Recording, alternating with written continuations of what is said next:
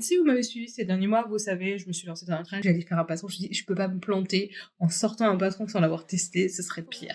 Donc j'ai dit, Alex, tu vas mettre ton ego de côté et tu vas te lancer. Je viens donc d'ouvrir le formulaire. Je vois qu'il y a 35 réponses. Déjà, parlons du fait qu'on a nos testeurs, ou testeuses devrais-je dire. Sauf qu'à ce stade, on est samedi, la phase de test démarre le lendemain, et j'ai pas encore de dossier prêt. Ça y est, je viens enfin d'achever la gradation, il est 11h. C'est-à-dire que j'ai passé de 9h à 11h juste pour grader. J'ai imprimé pas l'intégralité des 100 pages, mais j'ai imprimé quand même les 5 premières pour vérifier si ça se chevauchait correctement, si mes planches pouvaient bien marcher.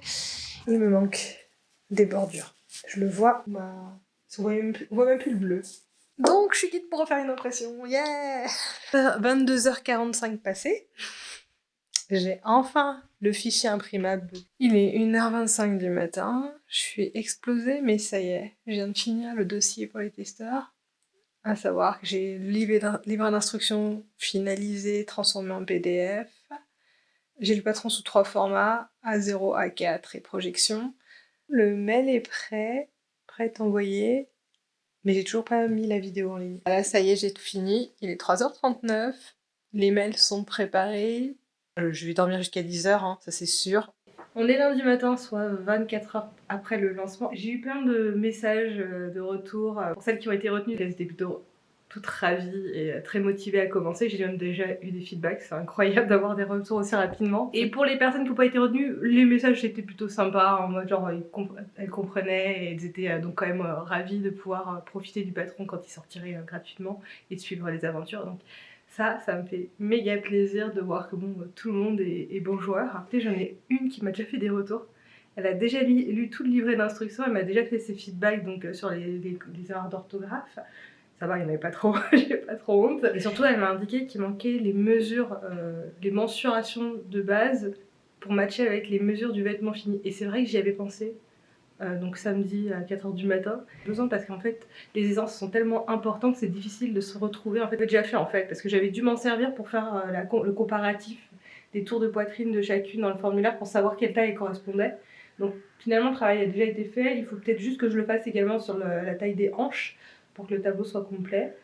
Et je pourrais leur envoyer là dans la foulée, comme ça tout le monde a l'information et ça leur facilitera le choix de la bonne taille. Donc je vais m'y mettre tout de suite.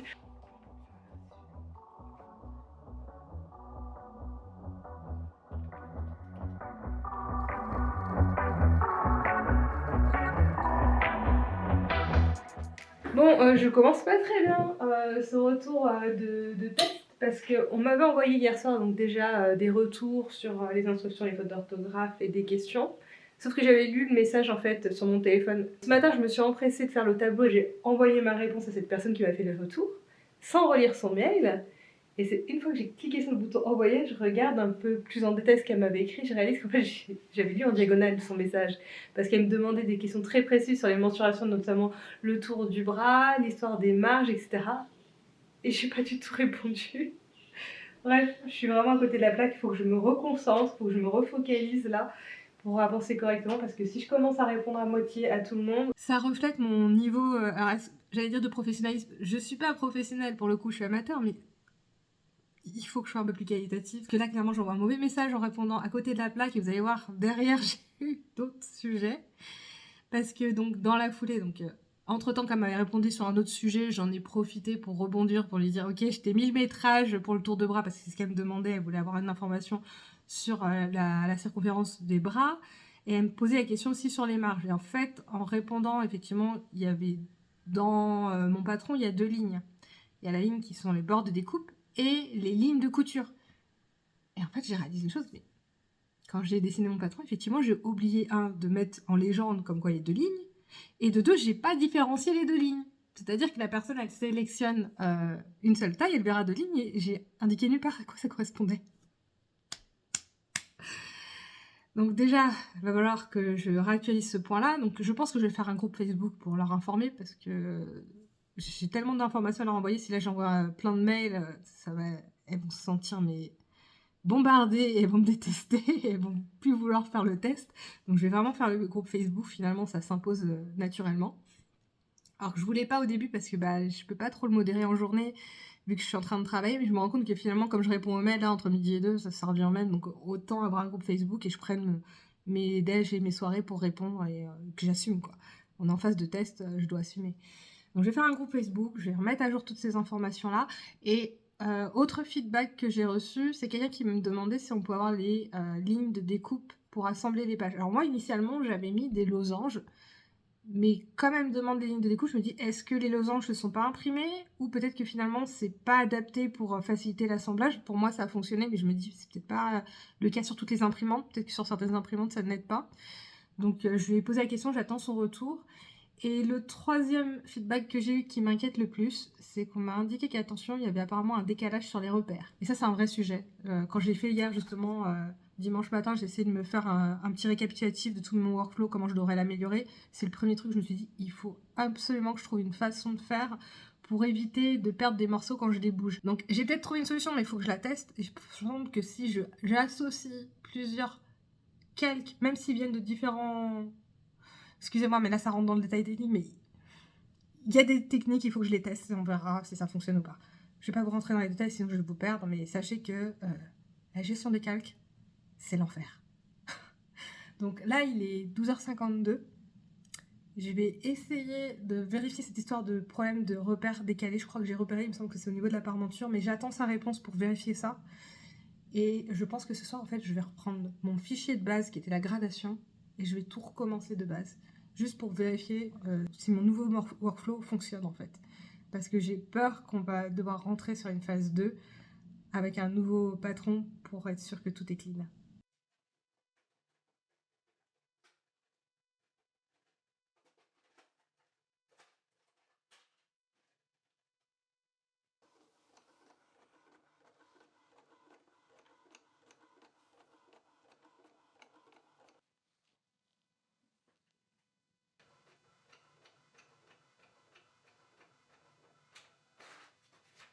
Je sais pas si vous pouvez voir, mais en fait, je galère à avoir mon encadré.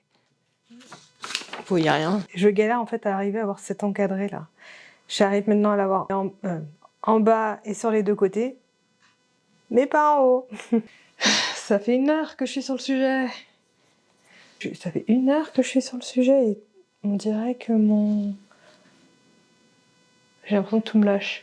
La caméra, la carte audio, mon imprimante. Bon, on va encore essayer une 6e fois, sachant que, ah oui, je l'ai pas précisé, entre cette impression et celle d'avant, mon Adobe Illustrator a planté, j'ai tout perdu et j'ai dû reprendre en fait ce que j'ai fait sur de la bonne dernière heure environ. La bonne nouvelle, c'est que ça a été plus rapide vu que je commence à maîtriser mon workflow. Je commence à en avoir marre. J'ai réussi. J'ai donc bien mon encadré. Je suis même arrivée à faire un paramétrage pour avoir un peu de fond perdu. Donc c'est-à-dire que ça dépasse du cadre pour qu'on puisse bien vérifier que ça se chevauche bien. J'ai mis le carré d'étalonnage pour m'assurer parce que j'ai demandé un petit décalage avec un fond perdu et j'ai peur que c'est modifier la taille de l'illustration quand même. Une fois que j'aurai vérifié ça, si tout est bon, c'est toujours du 10 par 10, je vais imprimer 2 rangées juste pour m'assurer que tout se chevauche bien, qu'il n'y a pas de problème. Et si tout ça fonctionne bien, je vais m'enregistrer les paramètres là, je vais me les noter et surtout je vais me faire un modèle template dans Adobe Illustrator avec les plans de travail et tout le paramétrage tel quel. Comme ça, j'ai plus à m'emmerder à chaque fois que je referai des patrons avec des planches A4. Ce sera déjà prêt parce que là, c'était trop compliqué.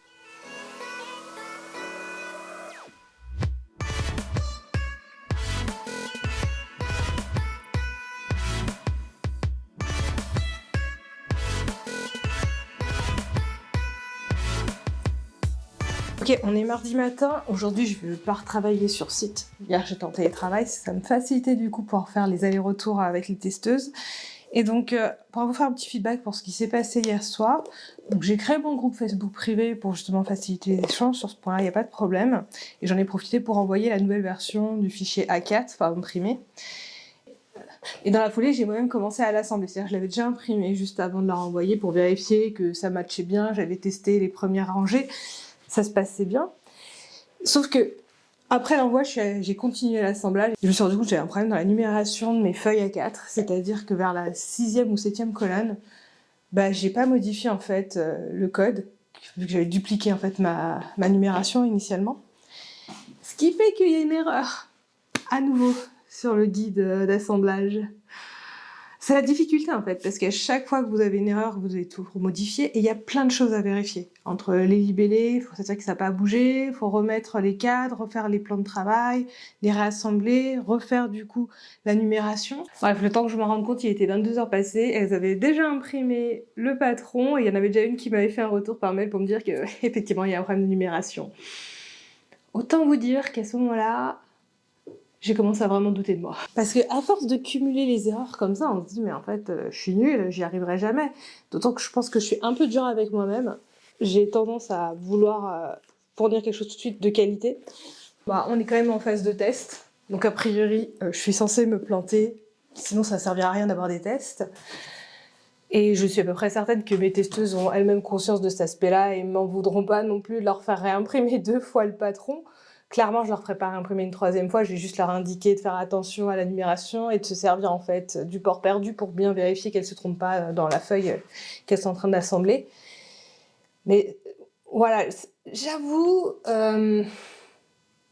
j'ai tendance quand même à culpabiliser. Leur donner une surcharge de travail et si tôt dans la phase de test, ça me fait douter sur le reste en me disant bah, ça se trouve ça va être le même problème partout.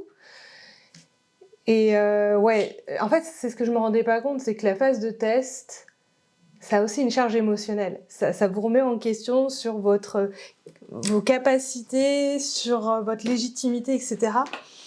Bref, tout ça pour vous dire, j'ai douté hier soir. Mais ce matin, j'ai à nouveau la patate parce que je me dis, ok Alex, un test, c'est aussi pour apprendre, c'est également pour s'améliorer dans ton workflow.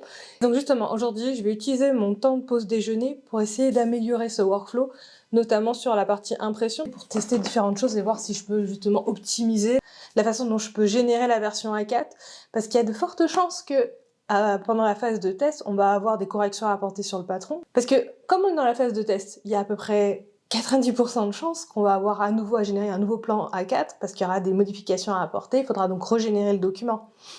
Donc, on baisse pas les bras pour autant. Je vais essayer aussi de compiler tout ce que je m'étais noté là sur ce document sous une feuille checklist. Et bah voilà, déjà pour ma journée.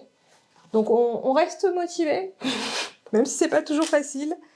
Et on avance. Bon, il y a Tanguy là qui est en train de mener sa meilleure vie, il est en train de courir dans tous les sens dans l'appartement. Bon bah à plus tard.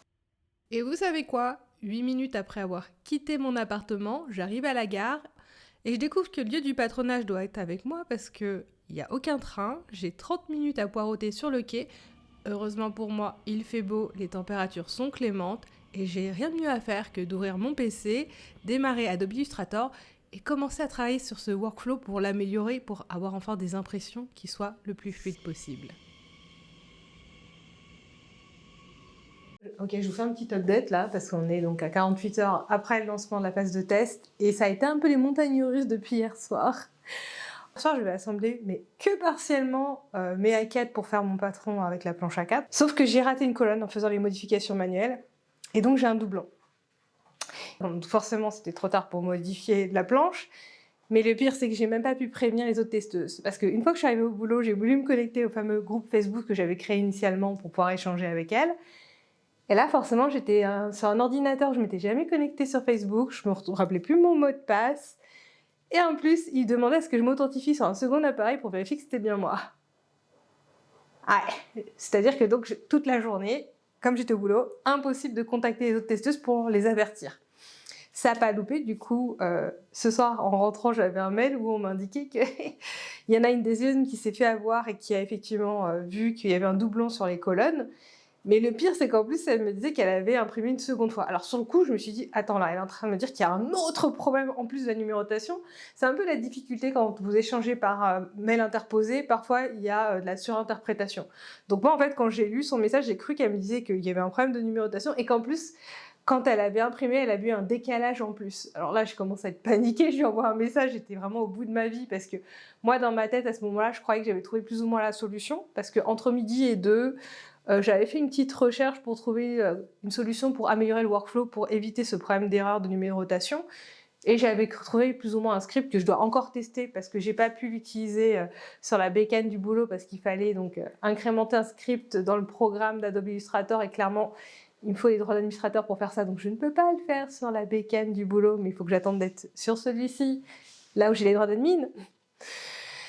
Donc je croyais avoir trouvé la solution, j'étais plutôt contente en mode bon bah c'est pas grave, pour les filles elles vont découvrir le décalage mais avec un peu de chance elles vont le deviner et elles vont rattraper le tir entre elles, sachant que j'ai ouvert le groupe Facebook, elles avaient l'auto-acceptation normalement pour pouvoir être invitées dans le groupe même si j'étais pas disponible.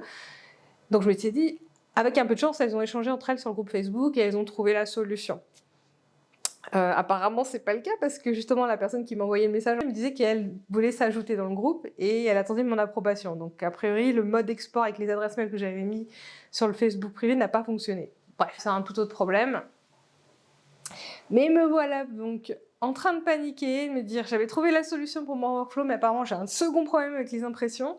Sauf qu'entre-temps, je lui ai envoyé un message pour confirmer que c'était bien un second problème. Et en fait, non. C'est juste une mauvaise interprétation de ma part. Elle m'expliquait qu'en fait, c'était vraiment le problème de décalage. A priori, elle n'a pas tout de suite compris que c'était un décalage, donc elle a réimprimé en pensant que c'était une erreur dans l'impression. Et c'est après coup, dans le second impression, qu'elle s'est rendue compte que effectivement, c'était une erreur dans les numérotations et qu'il n'y avait pas besoin de réimprimer.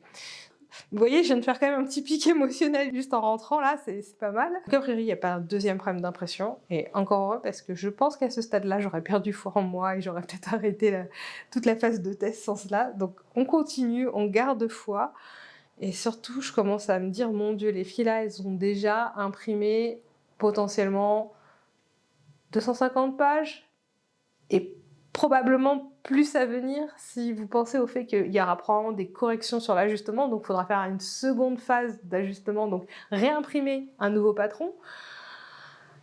En fait, c'est pas le tissu qu'on doit leur offrir, c'est des ramettes de papier. Et franchement, encore que les patrons, je vais le fournir gratuitement parce que si ça avait été payant, j'aurais eu vraiment honte de moi de leur faire dépenser autant d'argent juste sur la phase de l'impression. Bon, j'espère que c'est pas aussi compliqué pour les autres personnes qui font des tests avec des personnes un peu plus professionnelles que moi, parce que si c'est aussi lourd, rien que la partie impression, je trouve que le travail des testeuses est vraiment très dur. Donc j'espère qu'en fait ce soit juste le fait que c'est ma toute première fois que je fais un patron et que du coup je suis dans une phase où effectivement on rencontre tous les problèmes qu'on peut avoir la première fois tant qu'on n'a pas rodé son workflow. Mais j'ai bien l'intention de tester celui que je viens de trouver sur internet, essayer le script et ne plus jamais avoir ce genre de problème. Je vous confirme, le script sur Adobe Illustrator fonctionne vraiment très bien. La seule chose qu'on a besoin de faire, c'est de préparer un plan de travail, donc un plan qui sera à la taille de votre future page A4. Pour rappel, on est à 80% ici pour avoir les marges correctement indiquées à l'intérieur. Vous rajoutez par-dessus un calque avec la numérotation.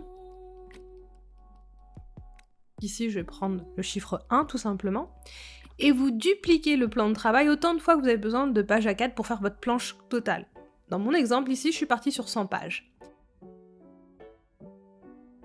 Vous avez une fonctionnalité qui vous permet de réorganiser l'intégralité des plans de travail. Vous pouvez dire dans quel ordre doivent être positionnées les planches de travail. Donc ici, j'ai fait un fonctionnement en Z, c'est-à-dire qu'on détermine le nombre de colonnes et ensuite, hop, il va venir replacer tous les plans de travail en fonction de leur ordre de création tout simplement. À chaque fois, chaque plan de travail vient avec sa numérotation. Donc à ce stade, tous les plans de travail sont numérotés en 1, vu que j'ai fait qu'une simple duplication. Maintenant, on veut que toute cette numérotation aille de 1 jusqu'à 100, et c'est là où on fait intervenir le script. Vous lancez le script et lui, il va automatiquement détecter qu'il y a un chiffre sur un des plans de travail, il va venir le renuméroter. Vous avez juste à lui indiquer dans quelle direction doit aller la numérotation, c'est-à-dire qu'ici, je vais fonctionner en Z, donc je vais aller de gauche à droite, de haut en bas. Et voilà, comme vous pouvez le voir, on est passé à des plans de travail qui indiquaient tous le numéro 1. Maintenant, on passe de 1 jusqu'à 100. Tous les plans de travail sont parfaitement accolés également, chiffrés dans le bon ordre. J'ai plus qu'à ajouter par-dessus mes pièces de patron et je peux lancer l'export en PDF et on est tranquille.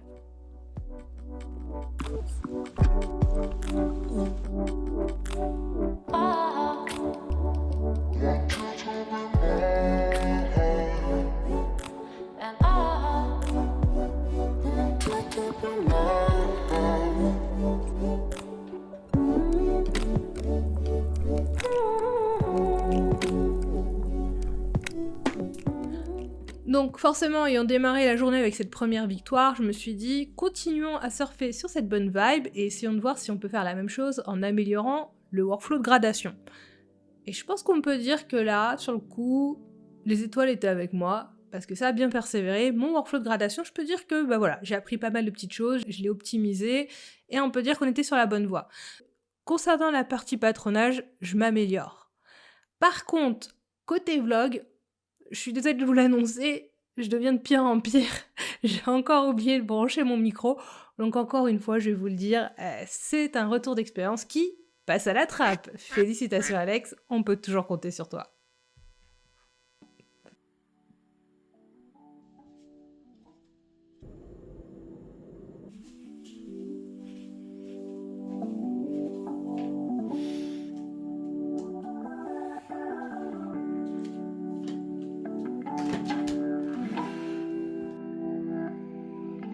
Cette séquence, finalement, elle illustre assez bien mon propos précédent. Alors non, je suis pas en train de faire référence au fait que je parle pas du tout, ni même à mes chats le matin. Non, ça pour le coup, c'est quelque chose d'assez commun.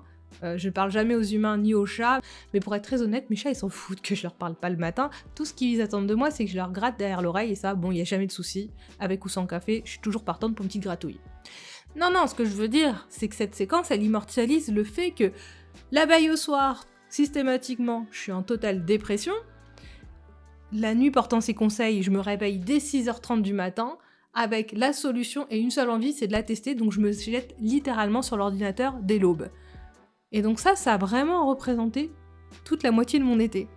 Le soir, elle était en dépression, Alex, et le matin, elle avait la patate. J'étais en mode bipolaire cet été, c'est un truc de dingue. Donc ce qui s'est passé sur cette séquence, c'est que bon, déjà la veille au soir, j'avais plutôt une bonne motivation, parce que l'air de rien, mon workflow de gradation s'avérait plutôt porter ses fruits. Mais dans la nuit, là, j'ai eu encore plus d'idées, et donc forcément, il fallait absolument que je teste ces idées, et ça s'avérait concluant.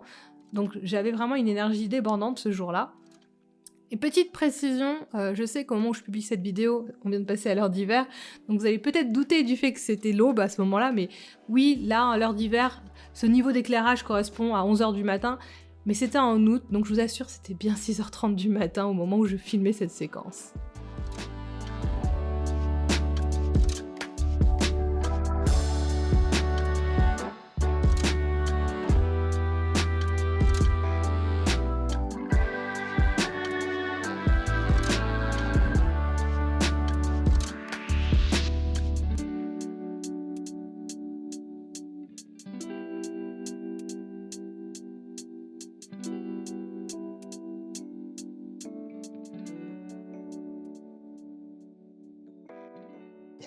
On est jeudi et ça fait maintenant 5 jours que les filles ont récupéré le patron. Logiquement, aujourd'hui, elles ont dû commencer à monter la toile. J'ai pas encore vu le groupe Facebook parce que j'y ai pas accès quand je suis au travail. Et maintenant, en fait, je vais un peu découvrir en live comment ça s'est passé. Parce que jusqu'à hier soir, elles étaient encore sur la phase de découpage parce qu'en fait, il y avait encore quelques petits couacs, notamment sur la planche de projection. Apparemment, il y avait un décalage sur les marges de couture. J'y réfléchis une bonne partie de la journée. Je pense que j'ai découvert la raison dans la journée. En fait, quand vous projetez, vous devez avoir quand même des lignes assez épaisses parce que c'est une question de résolution. Et donc, autant sur la planche A4, je suis sur une ligne taille 1 point. Et sur la planche de projection. Et donc, je pense que 1,3, c'est le ratio également en millimètres parce que c'est à peu près ce qui manquait à chaque fois sur ces marges de couture. Donc, à retenir pour la prochaine fois pour les planches de projection, il faut impérativement que je rajoute 3 mm en plus sur mes marges pour compenser l'épaisseur de la ligne en fait. Bon, allons voir ça. Alors, Facebook, où es-tu? C'est le moment de vérité. J'espère que je vais pas avoir trop de notifications. 4 notifications. Bon. Ça a l'air d'être plutôt des j'aime ou des publications sans commentaire. Alors, a priori, il y aurait rien. Non, j'ai juste le feedback de Myriam qui m'indique comme quoi il manquait effectivement le libellé sur la pièce manche. Apparemment, c'est calme. Ok, donc en fait, je vois juste les feedbacks qu'il y a eu en mon absence, c'est par rapport justement à ces fameuses marges de couture. Donc elles se sont échangées entre elles, c'est ça qui est vraiment bien avec ce groupe Facebook, c'est en mon absence. Elles échangent, donc elles n'ont pas l'impression de rester toutes seules dans leur coin, et je trouve ça vraiment cool. Et donc, effectivement, Myriam expliquait à Marie comme quoi, elle, de son côté, sur la planche A4, les marges étaient totalement conformes à ce qui était dans le livret d'instruction, parce que c'est vrai que c'était ce qui intriguait Marie, parce que du coup, ces marges, comme elles sont plus petites, vu qu'il manque 3 mm, ça ne matchait pas ce qu'il y avait écrit dans le livret. Donc, je vais lui expliquer ce qui s'est passé, histoire de la rassurer. Bon, la rassurer, mais en même temps, ça veut dire qu'il va y avoir un décalage, un manquant de 3 mm. Mais a priori, c'est tout ce que j'ai comme retour. Bon, je suis en train de retrouver un petit peu la foi là, parce que je vous avouerai que hier soir, quand je suis rentrée, j'étais déjà bien crevée.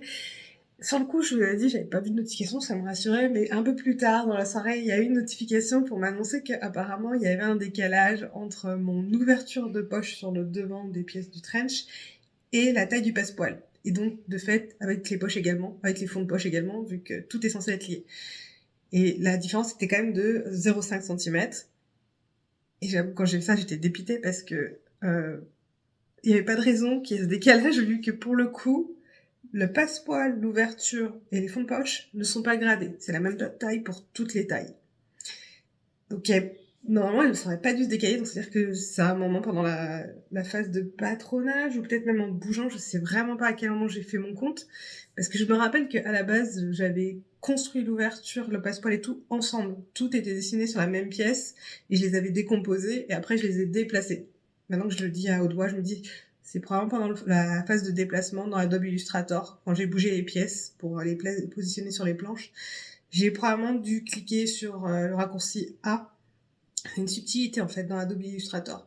Si vous avez le raccourci V, vous englobez toute la pièce et vous la déplacez dans son ensemble et il n'y a pas de déformation. Si vous cliquez sur le raccourci A, vous sélectionnez en fait tous les points et il suffit que vous ayez sélectionné que 2 points sur 4.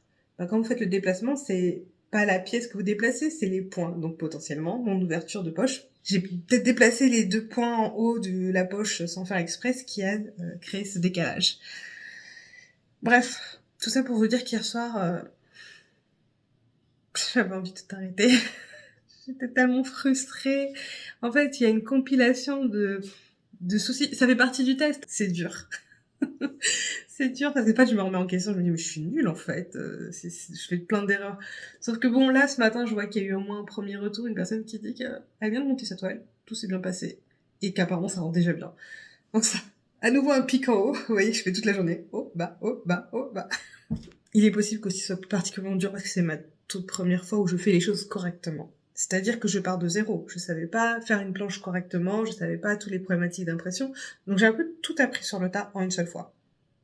Ce qui signifie que là, je suis en train d'améliorer le workflow. Donc, les fois suivantes, toutes ces étapes-là, normalement, elles devraient être gérées. Elles ne devraient plus apparaître. Donc, j'espère, je croise les doigts, s'il y a une seconde fois, est-ce qu'il y aura une seconde fois, je sais pas, ça va dépendre de la fin de cette expérience, si ça m'a totalement rincé ou pas. Parce que c'est vrai que, je vous l'ai dit, hein, c'est dur. Psychologiquement, c'est très dur. J'ai beaucoup de respect pour les modélistes, hein, quand je vois ça. Après, voilà, comme je viens de vous le dire, ça se trouve, c'est la première fois, c'est pour ça que c'est dur aujourd'hui, et que les fois suivantes, ça s'améliore, et que ça devient de plus en plus facile, et c'est peut-être pour ça que les filles arrivent à maintenir le cap, et continuer à sortir leur patron. Mais dans ce cas-là, c'est important de le dire à toutes les nouvelles modélistes qui vont démarrer. Votre première fois, ça va être le chaos.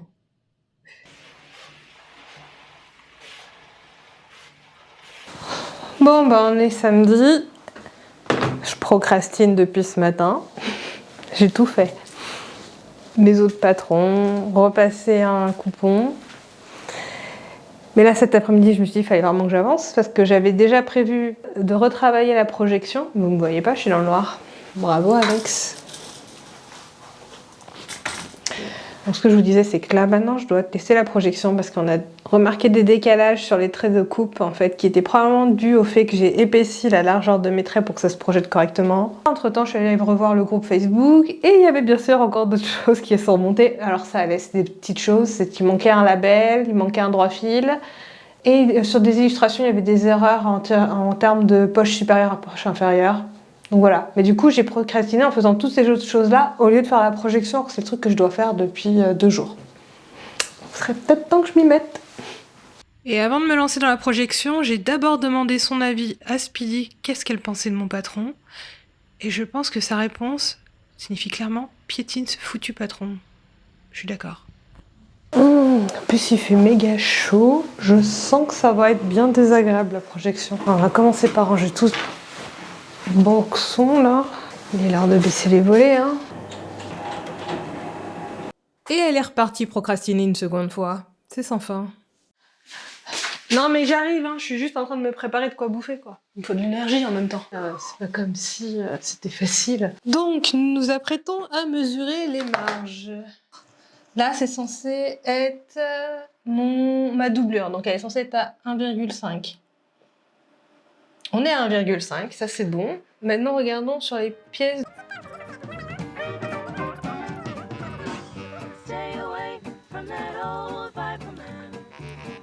Don't you take that fruit he's holding in his hand. Just one bite and you'll be swinging with the band. If you hang around that old viper man. If you should come. Maintenant, j'utilise plus que Pattern Projector dès lors que j'ai besoin de projeter un patron parce qu'il se charge de la calibration. En 5 minutes, c'est prêt et je peux directement m'attaquer à décalquer ma pièce sur mon tissu, donc ça me fait gagner un temps fou. Et donc, je me suis servi également là de Pattern Projector pour vérifier cette histoire de marge. Est-ce que j'avais besoin que les contours de mes traits soient à un poids de 3 pixels, tandis que sur la version A4, mon poids il est à 1 pixel. Si je peux rester à 1 pixel, ça m'évite de devoir gérer ce décalage de 3 mm que j'avais détecté initialement. Et en fait, en faisant le test, je me suis rendu compte qu'effectivement, Pattern Projector prend en charge également l'aspect résolution. En fait, vous lui dites de changer, passer à un poids numéro 1 pixel, 2 pixels ou autre, mais ça n'a aucun impact sur la valeur de la marge, et ça, franchement, c'est pratique pour moi, ça m'évite de devoir faire plein de corrections sur ma version du patron. Et il y a une autre option que j'ai découvert, que j'avais pas du tout connaissance jusqu'alors, c'est qu'en fait, vous pouvez également importer dans Pattern Projector un patron au format A4.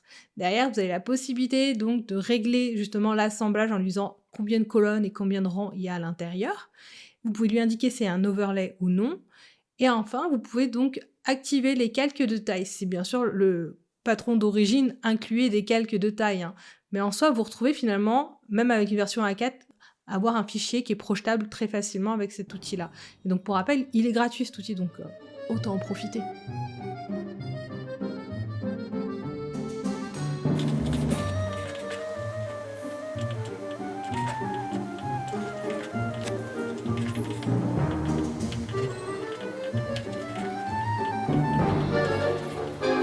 Ça y est. Comme vous pouvez le voir, j'ai fini donc de modifier la version projection. Donc j'ai tout simplement passé en fait à 1 pixel sur le patron depuis Adobe Illustrator et je l'ai passé en PDF.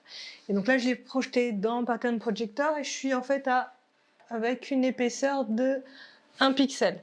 Par défaut, en fait, il est à 0 pixel, donc ça fait un trait vraiment très très fin, qui est toujours lisible, hein, mais qui reste quand même un peu fin. On est bien à 2 cm. Là, j'ai contrôlé tout. En fait, il y avait juste la taille 42, je sais pas pourquoi. Il y avait un tout petit décalage vers le bas. Je l'ai corrigé, j'ai vérifié toutes les autres tailles. C'était nickel. Donc tant mieux, ça m'a pas pris trop de temps à faire la correction. Et après, j'ai tout passé donc en 1 pixel sur Adobe Illustrator. Et donc ici, vous voyez, comme je vous le disais, donc par défaut, ça indique que c'est 0 pixel. C'est la taille par défaut. Et quand je passe ici, je peux sélectionner la taille du trait et passer en 1 pixel. Comme vous pouvez le voir là tout de suite, c'est beaucoup plus épais et ça respecte quand même la distance. Donc ce que je vais faire dans le livret d'instructions, je vais tout simplement rajouter une information, préconiser d'utiliser Pattern Projector et de passer en pixel et de passer en 1 pixel pour avoir une bonne visibilité.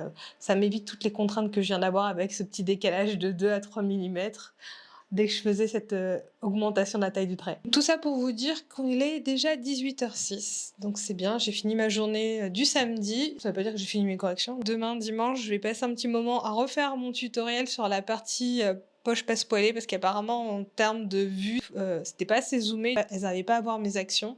Je vais faire donc ce qu'on appelle une pièce d'étude. Du coup, il y a un truc qui fait sens pour moi. Vous savez, quand je regardais souvent les tutoriels d'autres créatrices, parfois j'étais interpellée parce qu'il y avait certaines sections, on voyait clairement qu'elles montaient sur une pièce d'étude, c'est-à-dire par exemple une poche, on voyait juste que c'est un bout de poche, et que c'est sur un tissu différent, et puis après, hop, la suite de la séquence, on retourne sur le vêtement final. Bah maintenant, je sais pourquoi. C'est qu'a priori, pendant la phase de test, on leur a dit que cette partie-là, c'était pas clair, elles se sont retrouvées à donc refilmer la séquence, mais au lieu de repartir sur le vêtement entier, petite pièce d'étude, ça fait le job et c'est exactement ce que je vais faire demain. Donc pour toutes les créatrices de patrons qui sont passées par là, je suis de tout cœur avec vous, parce que j'avoue, quand on découvre qu'il faut refilmer le tutoriel, Je vous avoue que j'ai eu une sacrée frustration le jeudi soir quand j'ai vu ce message. C'était jeudi ou le vendredi soir, je sais pas. Mais j'avais vraiment envie d'envoyer tout bouler. Parce que dans ma tête, je me suis pas dit, ah, je vais faire une pièce d'études. Dans ma tête, je m'étais dit, faut que je refilme tout. C'est après coup, après une nuit de sommeil, que j'ai réalisé, j'ai fait, mais non, t'as pas besoin de tout refilmer, Alexandra, tu vas juste faire cette fameuse pièce d'études, tu vois. Donc ça va mieux, c'est pour ça que j'ai à nouveau le smile, mais je vous assure, si j'ai pas beaucoup filmé entre le jeudi et le vendredi, c'est lié à ça. J'étais juste totalement vénère, je voulais envoyer tout bouler.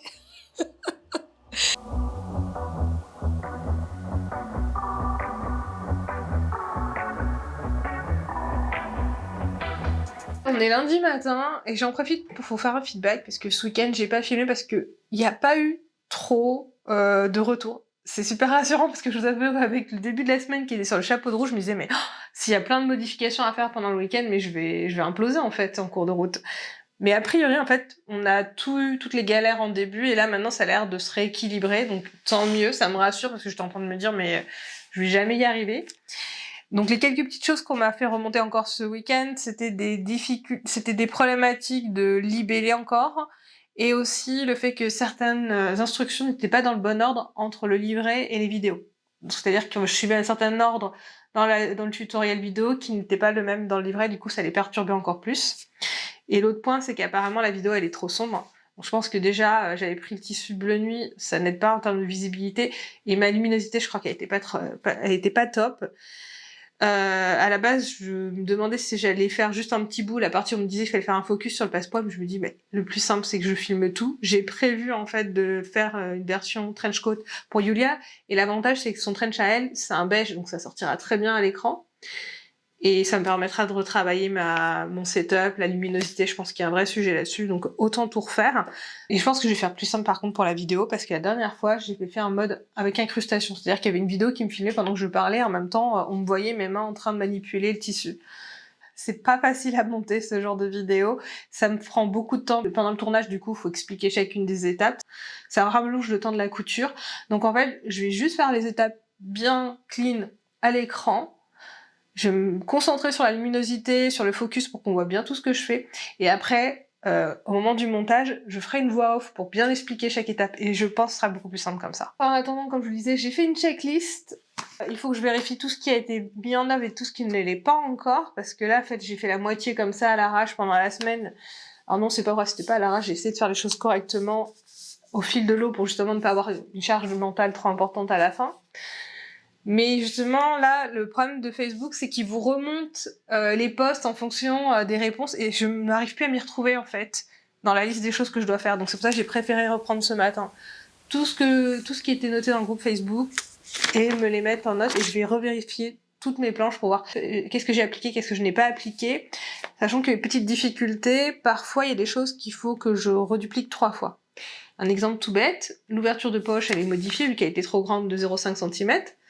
Il faut que j'applique cette modification dans la planche A0, A4 et projection, plus dans ma planche d'origine pour ne pas oublier au cas où si je dois retravailler ma gradation plus tard, qu'il n'y ait pas encore l'erreur qui persiste dans la version initiale. Donc il y a un petit travail où il faut que je sois bien concentrée sur toutes ces étapes de correction pour ne rien rater. C'est un point que je me suis rendu compte qui était très important parce que j'ai tendance à perdre la concentration assez rapidement et je fais beaucoup de conneries. Je l'ai un peu découvert là, j'étais en train de prendre note justement sur une correction à faire dans mes instructions. Je suis allée voir mes instructions parce que je n'étais pas sûre et en fait, en me relisant ne serait-ce que la première étape du livret d'instructions, mais je me suis dit mais qu'est-ce que j'écris ? Dès la première étape, j'avais fait n'importe quoi. J'avais fait un mélange entre l'entoilage de mon ouverture de poche sur l'arrière de la pièce devant, et juste après, je suis passée sur l'explication du passe-poil, mais sans transition, sans expliquer que je parlais du passe-poil après. Et je me suis dit, mais en fait, c'est fou, mais mon livret, il ressemble à rien, en fait. Dès la première étape, je dis n'importe quoi. D'où l'intérêt, quand on a le nez dans le guidon comme ça sur ce genre de projet, c'est de prendre un peu de recul, passer une semaine, revenir dessus pour relire avec un regard un peu plus neuf. Le problème, c'est que moi, j'ai pas fait ça. J'ai enchaîné non-stop, jusqu'à, hop, tout envoyer. Et donc, je me rends compte que la planification est méga importante, en fait. Bref, je vais continuer ma checklist. Oui, c'est bien. J'ai arrêté de filmer le soir. préfère filmer le matin. J'ai regardé mes rushs pour monter le premier vlog et je me suis rendu compte que je suis tout le temps dépitée. Parce que tous les soirs, du coup, je rentre du boulot, je découvre tout ce qui va passer sur le vlog et à chaque fois, je doute de moi, je suis pas bien et tout. Alors que le lendemain matin, en général, la nuit m'a aidé un petit peu à digérer ces émotions et ça va, j'ai l'énergie, je suis motivée, je vois exactement quoi faire. Donc je retrouve un petit peu plus de motivation. Donc je me suis dit, il faudrait peut-être que je filme plutôt le matin pour garder une bonne vibe dans ce vlog, sinon vous allez me voir en dépression tout le long, vous allez dire mais ça y est, on l'a perdu Alex. C'est pas le cas. C'est juste, je pense que je suis dans une étape en fait de désensibilisation. Je pense que j'ai pas l'habitude d'être confrontée justement à ces retours sur mon travail, qui sont des choses qui sont recherchées. Hein. J'ai pas de problème avec ça. Du moins, j'ai un problème émotionnel avec ça, mais il faut le faire. Et je pense que plus je vais être confrontée à ces feedbacks, plus je vais être désensibilisée. C'est une opportunité. Donc on va s'y mettre à fond, on va pas lâcher le morceau, j'ai la patate. Donc je me dis, allez, on continue. Alors à un moment, je me suis même dit, est-ce que j'aurais pas intérêt à lire les feedbacks plutôt le matin? Mais je me suis rendu compte que c'est pas lié au fait que ce soit le matin ou le soir, c'est vraiment une phase de...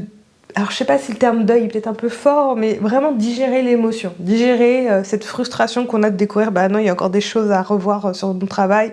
Oui, tu as des doutes sur ta capacité à mener à bien le projet, mais faut apprendre, faut accepter, se dire que ça fait partie, c'est une phase de test, donc test égale amélioration. Donc je vais continuer, et je vais plutôt me filmer le matin pour garder une bonne vibe sur ce vlog. Et je pense même que je vais faire donc la deuxième phase du patronage, à savoir les grandes tailles, parce que je vous avouerai, il y a encore 2 jours, j'en doutais. En fait, même tous les soirs, régulièrement, j'en doute. Hier soir encore, j'en doutais. Je me disais, non, je vais arrêter. Mais vraiment, je sais qu'il faut que je le fasse, ne serait-ce que pour persévérer sur cette fameuse désensibilisation émotionnelle autour des feedbacks. Par contre, je vais peut-être pas le faire tout de suite, là. Je pense que je vais me laisser quand même 30 jours après le lancement de ce patron-là, juste pour digérer, me retrouver, me reposer, parce qu'il faut pas oublier que là, actuellement, je suis encore dans la période où je travaille en journée, et donc le soir, je récupère les feedbacks et je commence à améliorer, c'est-à-dire que j'attends pas la fin de la première phase pour faire toutes mes améliorations sur les 5 prochains jours, sinon je vais flinguer vraiment mes vacances. Je me plains de ma désensibilisation émotionnelle, mais j'ai oublié de vous donner les informations importantes. Quels sont les fameuses feedbacks en question? Alors déjà, il faut savoir que hier, c'était le dernier jour pour finir la phase 1, à savoir que les testeuses devaient essentiellement faire une toile. Pas besoin d'avoir des finitions clean, avec des doublures, etc. Je voulais essentiellement une toile pour voir l'ajustement. Donc il y a eu 2 types de feedback. Il y a eu le feedback sur l'ajustement, et la bonne nouvelle, c'est que finalement, c'est le même ajustement partout à chaque fois. C'est au niveau de la longueur dos, épaule. C'est-à-dire que si vous vous rappelez, moi à chaque fois dans mes vlogs, quand je fais mes propres patrons, je vous dis toujours j'ai les épaules arrondies. Ça veut dire que j'ai besoin d'un peu plus de longueur pour suivre cet arrondi sur le haut des épaules. Donc mon buste de base est adapté par rapport à cette problématique. C'est pas une problématique, c'est juste ma morphologie, quoi. Mais de fait, mon train, je l'ai construit avec cette longueur supplémentaire sur le haut du dos. Et vous doutez que dans mes testeuses, elles n'ont pas toutes les épaules arrondies. Et ce sera probablement le cas pour beaucoup de gens. Donc on a effectivement un petit excès de tissu pour certaines d'entre elles, pas toutes. Donc ce que je vais faire, je vais corriger donc mon patron, la gradation, en enlevant en fait cet excès de tissu. Ça devrait pas être trop difficile à faire. C'est plutôt une bonne chose parce que comme j'avais retravaillé toute ma gradation, j'ai pas à refaire à nouveau la gradation vu que c'est quelque chose que je peux aligner directement sur toutes les gradations en une seule fois.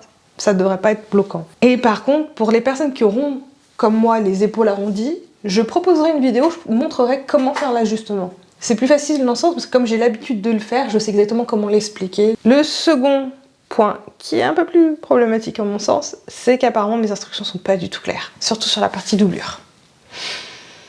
Là, ça fait un peu mal. C'est pas en corrélation entre ce que je montre dans la vidéo et ce que je montre dans la description du livret. Ça, on m'avait déjà fait ce retour-là déjà il y a quelques jours. Mais apparemment, c'est encore plus évident sur la doublure et qu'il y en a certaines qui se sont vraiment perdues en fait. Donc, il faut que je revoie tout le livret. Et au-delà du livret, il faut que je refasse toute la vidéo. C'est beaucoup plus de travail que l'ajustement. Hein.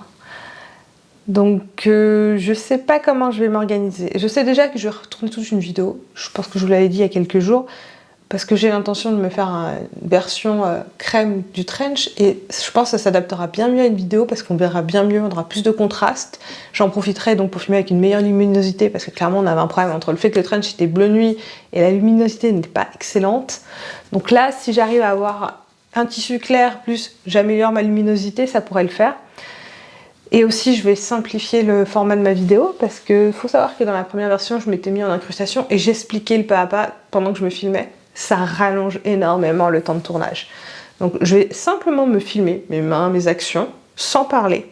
Et je ferai une voix off par-dessus. Je pense que ça va réduire mon temps de tournage et également d'édition. Et pour le livret d'instruction, je pense qu'il faut juste que je le revoie. Pour que je réfléchisse comment je fais mes tournures, sachant que j'ai à peine 5 jours. Là, aujourd'hui, commencent mes 5 jours pour faire mes modifications.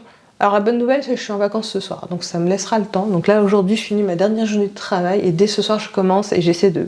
On va cravacher. Bon, je vous le donne en mille, suite et fin dans le prochain épisode, dès la semaine prochaine, où on verra ensemble, justement, tout cet aspect correction, je vous promets, il y a encore beaucoup de choses à raconter sur les corrections à venir, mais également tout ce petit travail que j'ai dû faire pour optimiser aussi bien le tutoriel vidéo que mon livret, et également, tout ce que j'ai pu apprendre en fait de cette expérience, comment ça va se passer pour la suite. Donc encore un bel épisode à venir, et un grand merci pour être encore là jusqu'au bout de cette vidéo. Je vous dis à la semaine prochaine, et je vous fais des gros bisous. Bisous bisous. Vous prenez là, c'est le dos, le dos, et là j'ai mis